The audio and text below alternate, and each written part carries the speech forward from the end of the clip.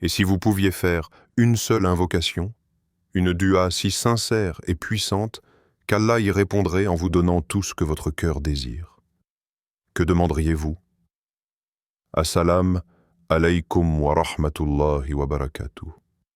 Bienvenue sur Rêve d'Islam, la chaîne où la lumière du Coran éclaire les profondeurs de votre âme et révèle la sagesse intemporelle des prophètes. Ici, nous explorons la spiritualité, la conscience humaine et les enseignements d'Allah et de son messager, que la paix soit sur lui, pour inspirer votre cœur et nourrir votre foi. Si vous souhaitez voyager au cœur des histoires du Coran, découvrir des leçons qui illuminent votre vie et méditer sur la profondeur de chaque enseignement, abonnez-vous dès maintenant à Rêve d'Islam et activez la cloche pour ne manquer aucune lumière pour votre âme. Aujourd'hui, nous allons plonger dans l'histoire fascinante de Sulaiman, ASS, et de la dua qui lui a permis de recevoir tout ce qu'il demandait. Eh bien, plus encore. Imaginez un instant un royaume où le vent lui-même semble écouter les ordres d'un seul homme. Là où les montagnes se courbent dans le silence respectueux et où les oiseaux volent en une danse parfaitement orchestrée. Ce roi, ce prophète, c'était Sulaiman ASS, dont le trône ne reposait pas simplement sur la terre, mais semblait flotter au-dessus de la création, soutenu par la permission d'Allah. Pourtant, derrière la grandeur visible de son royaume, derrière l'éclat du pouvoir et la splendeur de la nature qui lui obéissait, il y avait un secret profond et silencieux. Son cœur ne désirait rien de ce monde, ni or, ni bijoux, ni gloire, ni honneur. Son unique désir était Allah. Cette idée peut sembler étrange pour nous, habitués à mesurer la richesse par ce que l'on possède.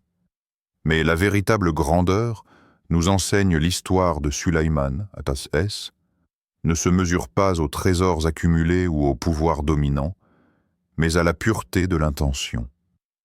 Le Coran dit « Et il a accordé à Sulaiman un royaume que nul après lui n'aura jamais. » Sourate Sad 38-35. Ces mots ne sont pas seulement un récit historique, ils révèlent une profondeur spirituelle. Avant que le royaume ne soit manifesté dans le monde matériel, il y avait une invocation, une dua, un appel de Sulaiman, ASS, adressé à Allah. Ce n'était pas une demande pour la gloire personnelle, ni pour que les hommes se prosternent devant lui. C'était une demande de servir Allah avec perfection, d'accomplir le mandat divin dans le plus grand récit de la volonté de son Créateur. Imaginez un instant le poids de cette humilité. Un roi capable de commander aux forces de la nature, entouré de trésors et de légions invisibles, choisissant pourtant de lever ses mains et de dire « Seigneur, guide-moi vers ce qui te plaît, fais de moi un serviteur fidèle. » Il ne cherchait pas la reconnaissance humaine. Il ne voulait pas que les autres connaissent son pouvoir. Son seul objectif était que chaque souffle de sa vie reflète la lumière divine. Et c'est ici que réside la leçon silencieuse pour nous tous. La grandeur n'est pas dans ce que l'on contrôle autour de soi, mais dans ce que l'on contrôle en soi-même. Lorsque le cœur se soumet à Allah avec sincérité, même les vents, les oiseaux et les montagnes deviennent témoins de cette soumission. Car le véritable pouvoir n'est pas extérieur. Il est dans l'âme qui aspire uniquement à la proximité de son Seigneur. Dans le silence d'une vallée baignée par la lumière dorée du soleil, Sulaiman ASS se tint seul, ses mains levées vers le ciel, son cœur vibrant d'une sincérité que peu d'êtres humains peuvent ressentir. Ce moment n'était pas seulement une prière, c'était un cri de l'âme, un appel qui transcendait le temps et l'espace, un murmure qui atteignait directement le trône d'Allah. Il prononça alors les mots gravés dans le Coran. « Seigneur, pardonne-moi et accorde-moi un royaume que nul après moi ne possédera. Tu es, en vérité, le grand donateur. » Sourate Sad 38-35. Mais écoutez attentivement. Ce n'était pas une demande pour le pouvoir ou la domination. Ce n'était pas une vanité ou un désir d'éblouir les hommes. Non, cette dua était l'expression pure d'un cœur qui aimait Allah et qui voulait être un instrument parfait de sa volonté. Imaginez la force silencieuse derrière ces mots. Un roi capable de commander aux djinns, aux vents, aux animaux, aux océans, et pourtant, ses yeux étaient humbles, ses mains tremblaient d'une vénération authentique. Il ne demandait pas pour lui-même, mais pour que son royaume devienne un espace où la justice, la sagesse et la lumière divine puissent régner. Son invocation disait, sans le dire explicitement, « Ya Allah, fais de moi un outil pour accomplir ton plan, pour que ton nom soit glorifié à travers ce que je possède et ce que je fais. » Et alors, la réponse divine se manifesta. Ce n'était pas une réponse lente ni timide. Allah lui accorda non seulement les richesses et les trônes, mais la maîtrise même de la création. Et les vents lui obéissaient, les oiseaux lui transmettaient des nouvelles, les djinns exécutaient ses ordres. La nature entière, dans son immensité et sa complexité, devint une extension de son service à Allah. Chaque grain de sable, chaque souffle d'air, chaque battement d'aile participait à la symphonie silencieuse du royaume de Sulaïman, al-Sharas. Mais au cœur de ce pouvoir absolu, il y avait toujours la même intention. Servir Allah chaque action, chaque commande, chaque miracle n'était pas pour la gloire de Sulaïman, mais pour glorifier celui qui avait répondu à sa dua avec une générosité infinie. Ce moment nous enseigne que la vraie puissance ne réside pas dans ce que nous obtenons, mais dans la profondeur de notre intention, dans la pureté de notre cœur quand nous invoquons Allah, où une seule dua, sincère et humble, peut changer le monde. Et même, comme pour Sulaïman al-Din, la création entière peut se mettre à votre service par la permission d'Allah. Fermez les yeux un instant et imaginez un monde où la création entière obéit à un seul homme, mais où cet homme demeure humble et silencieux. Les vents, puissants et indomptables pour tout autre être, portèrent le trône de Sulaïman à Saès, d'un lever à l'autre du soleil. Le vent ne soufflait plus simplement comme un phénomène naturel. Il devenait un serviteur, une extension de la volonté divine, une force orchestrée par la permission d'Allah. Chaque brise, chaque rafale, chaque souffle était un instrument dans la symphonie silencieuse de son royaume. Et puis, il y avait les djinns.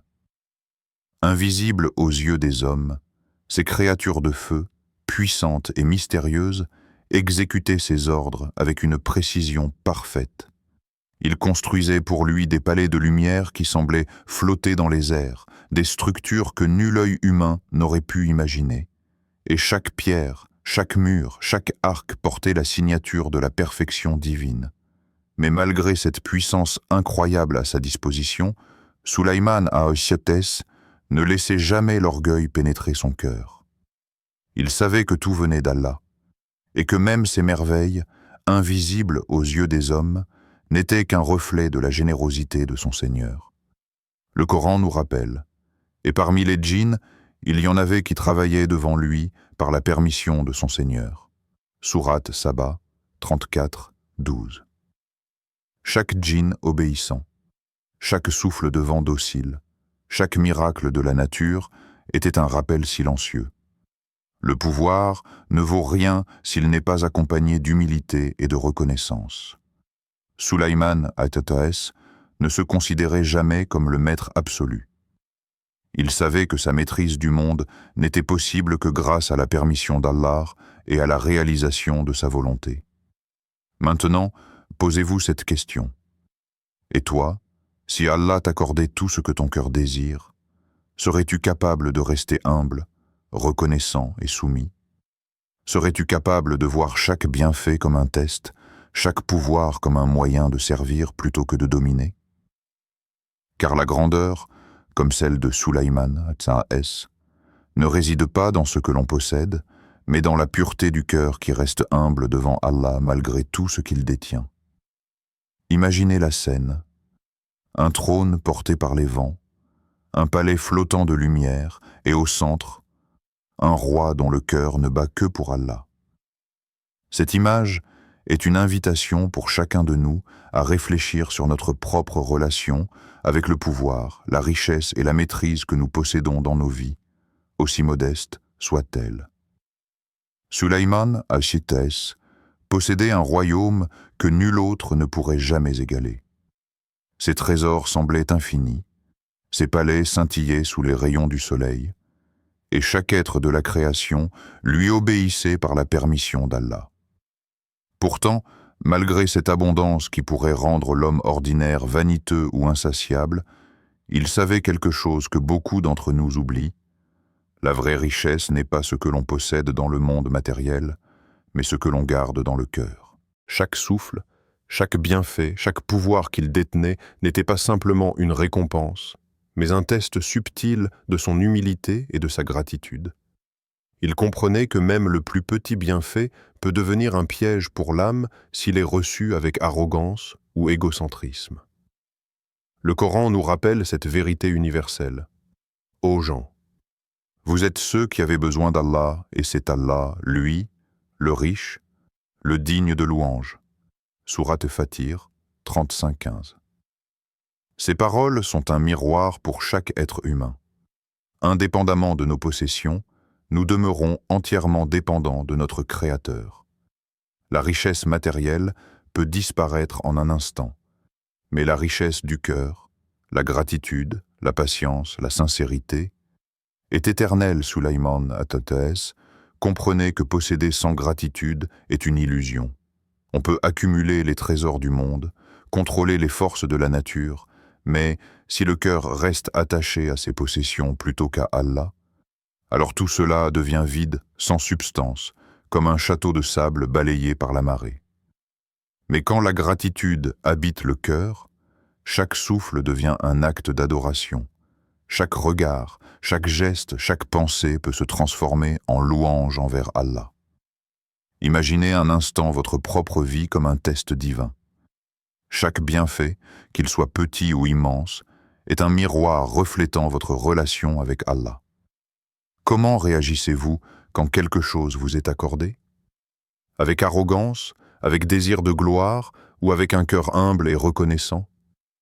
Sulayman al-Shitès a été capable de répondre à cette question avec perfection, transformant ses pouvoirs et ses richesses en moyens de servir Allah et de répandre la justice. Ainsi, le véritable trésor n'est jamais matériel. Il réside dans l'âme capable de dire « merci », capable de se souvenir de son Créateur dans chaque instant, capable de transformer la prospérité en adoration et le succès en humilité. Chaque bienfait devient alors une lumière, non pas pour éblouir les hommes, mais pour éclairer le chemin de la proximité avec Allah. La dua n'est pas simplement une demande. Elle est une conversation silencieuse entre l'âme et celui qui connaît ce que le cœur porte avant même qu'il ne soit exprimé. Chaque mot prononcé dans le secret de la prière, chaque souffle levé vers le ciel, chaque intention, aussi invisible soit-elle, trouve son écho auprès d'Allah. Il ne s'agit pas seulement de paroles, mais de l'essence de ce que nous sommes. C'est là que réside la beauté de la dua. Dans cette proximité intime, dans cette transparence totale de l'âme devant le Créateur. Sulayman n'érigeait pas ses prières comme des formules à réciter. Il parlait à Allah comme on parle à un confident, avec humilité et amour. Ses mains s'élevaient non pour réclamer des faveurs, mais pour se connecter à la source de toute sagesse et puissance. Sa voix intérieure, douce et sincère, reflétait une certitude profonde. Allah écoute, et il comprend ce que nul autre ne peut comprendre. Le Coran nous le rappelle avec une douceur infinie. Et lorsque mes serviteurs t'interrogent sur moi, alors je suis tout proche. Je réponds à l'appel de celui qui m'invoque. Sourate Al-Baqarah, 266. Ces mots sont un refuge pour l'âme. Ils nous disent que nous n'avons jamais besoin de crier plus fort que nos pensées intérieures. Allah ne mesure pas la grandeur de notre voix. mais la sincérité de notre cœur. Chaque invocation, chaque souffle, chaque intention pure devient une lumière qui relie l'homme à son Seigneur. Et toi, spectateur, pose-toi cette question intime. Quand tu lèves les mains pour invoquer Allah, demandes-tu pour toi, pour ton confort, pour tes désirs éphémères? Ou demandes-tu pour ton âme, pour ta proximité avec celui qui détient les clés de l'invisible et de l'infini? Car c'est dans cette distinction que réside la force de la prière. Sulaiman, A.S., savait que la puissance d'une dua n'est pas dans ce qu'elle obtient, mais dans la sincérité qu'il apporte.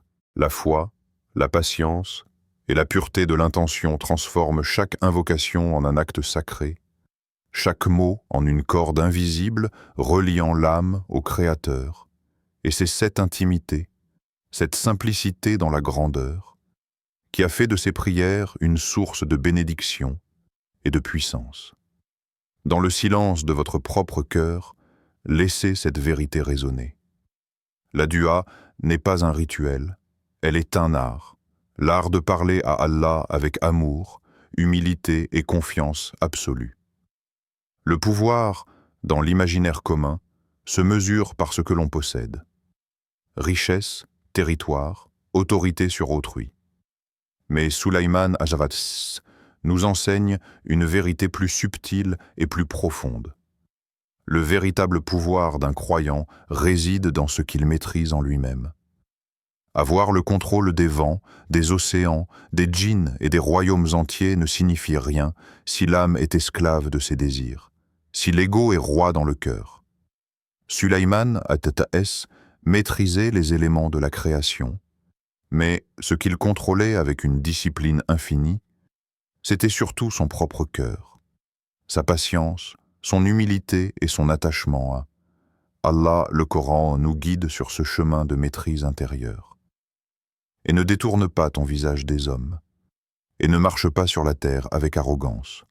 Sourate Luqman 30 et 1, 18. Ces paroles semblent simples, mais elles portent un enseignement profond. La vraie grandeur ne se manifeste pas dans l'ostentation, dans le fait d'être admiré ou redouté par les autres. Elle se manifeste dans la profondeur de l'âme qui se soumet humblement à Allah, dans la modestie même au sommet du pouvoir. Le vrai trône n'est pas celui sur lequel on s'assoit pour être craint ou glorifié, mais celui du cœur qui se prosterne sincèrement, qui reste humble malgré la grandeur, et qui se souvient constamment de son Créateur. Sulaiman, A.S., avait un royaume que personne ne pourrait égaler, mais ce royaume, pour lui, n'était qu'un outil, un moyen de pratiquer la justice, la sagesse et la miséricorde. Il savait que le pouvoir, lorsqu'il est séparé de la soumission et de l'humilité, devient un piège pour l'âme. À l'inverse, quand il est couplé à la conscience de Dieu, il devient une source de lumière et de bénédiction, non seulement pour soi-même, mais pour le monde entier. Imaginez un instant la puissance silencieuse de celui qui possède tout, mais ne s'élève jamais par orgueil, qui gouverne sans arrogance, qui commande sans imposer, et qui se rappelle toujours que le vrai trône est celui du cœur soumis à Allah. Cette maîtrise intérieure dépasse tous les royaumes matériels, toutes les richesses et toutes les forces visibles. Sulaiman, At-Ta'es, nous rappelle que la soumission volontaire, le contrôle de son ego et la reconnaissance constante de la dépendance à Allah sont les véritables mesures de puissance. Là réside une leçon universelle pour chaque âme. Aucun pouvoir extérieur n'a de valeur si le cœur n'est pas maître de lui-même et humble devant son Seigneur. La dua de Sulaiman, At-Ta'es, résonne bien au-delà de son époque. Ce n'est pas simplement une histoire ancienne, c'est un modèle vivant pour chaque croyant. Un exemple de la manière dont une invocation peut transformer non seulement le destin d'un individu, mais aussi le monde qui l'entoure. Sa prière n'était pas centrée sur l'ego, ni sur des désirs personnels éphémères. Elle portait un objectif plus vaste. Oser demander grand, mais avec une intention de servir Allah et de répandre le bien. Imaginez ce pouvoir. Vous avez le droit d'oser, de rêver, d'invoquer les bénédictions les plus immenses. Mais vous le faites pour un but noble, pour un impact qui dépasse votre propre confort. C'est là la différence entre une prière ordinaire et une dua qui change le cœur, l'âme et parfois même le cours des événements. Quand Sulaiman Assès a levé ses mains, il ne disait pas simplement « Donne-moi ». Il disait « Fais de moi un canal de ton bien, Seigneur. Fais de moi un instrument de justice, de lumière et de sagesse. » Et nous, spectateurs d'aujourd'hui, sommes invités à réfléchir. Quand nous faisons nos propres invocations, les élevons-nous simplement pour satisfaire nos désirs personnels? Ou cherchons-nous à aligner notre volonté avec celle d'Allah, à devenir des instruments de sa bonté dans ce monde? Cette distinction, bien que subtile, est puissante. Elle transforme une simple demande en acte de dévotion et de transformation spirituelle. Le Coran nous rappelle avec une clarté lumineuse. Et ton Seigneur dit « Invoquez-moi, je vous répondrai. » Sourate Ghafir 60, 40-60. Ces mots sont un encouragement direct et universel. Chaque prière sincère trouve écho auprès d'Allah. Chaque mot prononcé avec un cœur pur, chaque intention tournée vers le bien, chaque désir de servir plus grand que soi, attire la réponse divine. La dua devient alors plus qu'un souhait, elle devient une connexion vivante avec la source de toute puissance et de toute sagesse. Imaginez votre prochaine invocation. Au lieu de simplement demander pour vous-même, vous pourriez dire « Seigneur, fais de moi un canal de ton bien ». Et en le faisant, vous ne transformez pas seulement votre vie, mais vous laissez la possibilité à Allah d'ouvrir des portes que vous n'auriez jamais imaginées. Comme Sulaiman, nous pouvons apprendre à élever nos prières vers la grandeur, non pour l'ego, mais pour la lumière et la sagesse.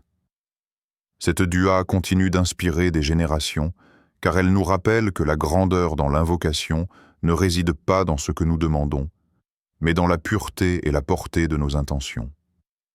Sulaiman Assès avait demandé un royaume que nul autre après lui ne pourrait posséder. Mais ce qu'Allah lui a offert allait bien au-delà du monde matériel. La véritable grandeur de son royaume n'était pas seulement dans les trônes, les vents ou les djinns à son service. Elle résidait dans le cœur d'un homme qui avait choisi, avant tout, de se donner entièrement à Allah. Son désir le plus profond n'était pas de conquérir, de posséder ou de dominer, mais de servir, d'adorer et de se rapprocher de son Créateur avec humilité et sincérité. Cette leçon transcende le temps et nous touche encore aujourd'hui. Chaque bienfait, chaque moment de puissance ou de privilège devient significatif seulement lorsqu'il est accompagné de la soumission du cœur et de la gratitude envers Allah. La vraie richesse, la vraie satisfaction et la véritable élévation spirituelle viennent lorsque l'âme reconnaît que tout ce qu'elle possède n'est que par la permission et la générosité d'Allah. Le royaume extérieur n'a de valeur que si le royaume intérieur est pur, humble et rempli de foi. Quand nous faisons dua, nous avons souvent tendance à penser à ce que nous voulons, à ce que nous espérons recevoir. Mais la prière, comme celle de Sulaiman Assès, nous enseigne une vérité plus profonde. Ce n'est pas ce que nous demandons qui compte le plus, mais qui nous invoquons. Le pouvoir de la dua ne réside pas dans le mot ou la formule que nous prononçons, mais dans la pureté de notre intention, dans la sincérité de notre cœur et dans l'amour avec lequel nous nous tournons vers Allah.